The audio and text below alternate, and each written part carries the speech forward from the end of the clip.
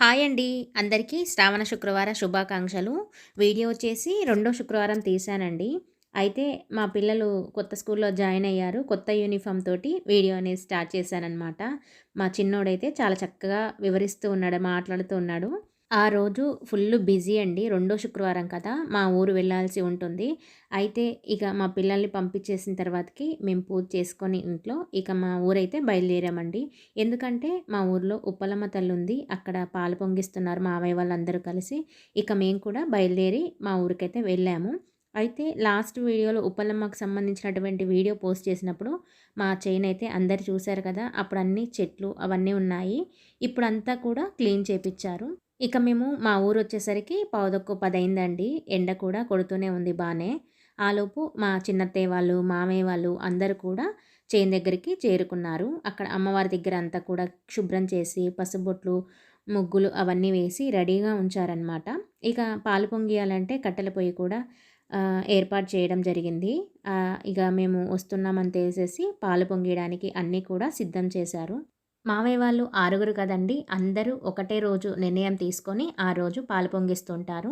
ఇదొచ్చేసి ఇప్పుడు రెండో శుక్రవారం పాలు పొంగియడం జరిగింది. చాలా రేర్ అండి. అరుదుగా జరిగేటువంటి రోజులో మనం అమ్మవారికి పాలు పొంగిస్తున్నాము. ఎందుకంటే ఈసారి వరలక్ష్మి వ్రతం మూడో వారం వచ్చింది కాబట్టి, ఈసారి రెండో వారమే ఉప్పలమ్మ దగ్గర పాలు పొంగియడం జరిగిందనమాట.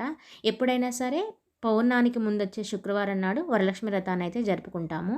ఇక అందరం కూడా పసుపు కుంకుమలు ఇక అమ్మవారికి తీసుకొచ్చినటువంటి పూలదండలు అలంకరణించి, పాలు పొంగిచ్చి, పరవన్నం వండినటువంటి ఆ ప్రసాదాన్ని అమ్మవారి దగ్గరకు చూపించి, ఇక అందరూ తెచ్చినటువంటి కొబ్బరికాయలని కొట్టి, అమ్మవారికి ధూపం వేసి చక్కగా ఆశీర్వచనం తీసుకున్నామండి. ఇక మాకు చేను దగ్గరికొస్తే ఎండ కొడుతుందనే ఇబ్బంది అస్సలు ఉండదండి. 2 వేప చెట్లున్నాయి. చాలా చల్లగా ఉంటుంది. ఎంత ఎండ కొట్టినా కూడా చాలా హాయిగా అనిపిస్తుంది. ఇంకొక చెట్టు కిందొచ్చేసి మన ఉప్పలమ్మ తల్లి ఉంటుంది. ఒక వేప చెట్టు కిందొచ్చేసి ముత్యాలమ్మ తల్లి ఉంటుందండి. ఇక శ్రావణ మాసం కదా! అక్కడ కూడా ముగ్గులు వేసి, అలంకరణ చేసి, పసుపు కుంకుమలు వేసి, అమ్మవారికి కూడా ప్రసాదం అనేది పెట్టి, ఇక మేమందరం ప్రసాదం స్వీకరించి ఇంటికైతే బయలుదేరామండి. ఇక అదే రోజు సాయంత్రం మా ఇంటి దగ్గర మా తెలిసిన ఆంటీ వాళ్ళ ఇంట్లో సౌందర్యలహరి పారాయణం అనేది పెట్టడం జరిగింది. దాంతో పాటు అందరికీ కూడా రెండో శుక్రవారం కదండీ! పసుబొట్ల వాయనాలనేది ఇవ్వడం జరిగింది.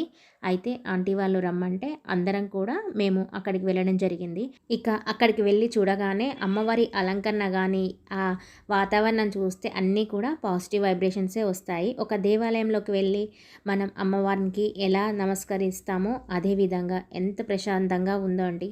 ఇంకా మా ఊర్లో వచ్చేసి 108 పారాయణాలైతే అయిపోయాయండి. ప్రతి ఇంట్లో కూడా సౌందర్యలహరి పారాయణం పెట్టుకోవడం జరిగింది. ఇప్పుడొచ్చేసి ఈ ఆంటీ వాళ్ళ ఇంట్లో మరొకసారి ఫస్ట్ పారాయణం అనమాట.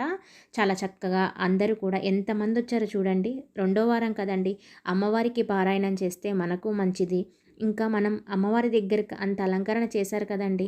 వాళ్ళ ఇంటికి వెళ్ళి మనం పారాయణం చేస్తే వాళ్ళు కూడా సంతోషంగా భావిస్తారు కదా!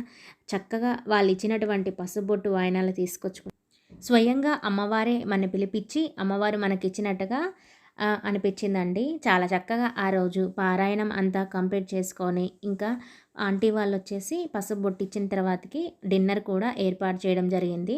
చాలా చక్కగా ఆ రోజు శుక్రవారం మొత్తం అమ్మవారి ముందే అమ్మవారి నామస్మరణ చేసుకుంటూ, పారాయణాలు చేసుకుంటూ చాలా చక్కగా ఆ రోజు శుక్రవారం అంతా కూడా గడపడం జరిగిందండి. చాలా చక్కగా ఈ శ్రావణ మాసం మొత్తం కూడా అందరూ కూడా అమ్మవారి ఆరాధనలో గడిపారనే అనుకుంటున్నాను.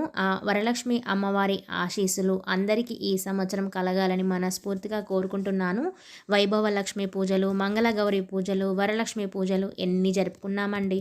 ఆ అమ్మవారి కృపా కటాక్షాలు అందరికీ ఎల్లవేళలా చక్కగా ఆయురారోగ్యాలతో గడపాలని మనస్ఫూర్తిగా ఇట్లు మీ కొత్త మౌనిక. ఆ అమ్మవారి ఆశీస్సులు కలగాలని మనస్ఫూర్తిగా కోరుకుంటున్నాను. Thank you for watching.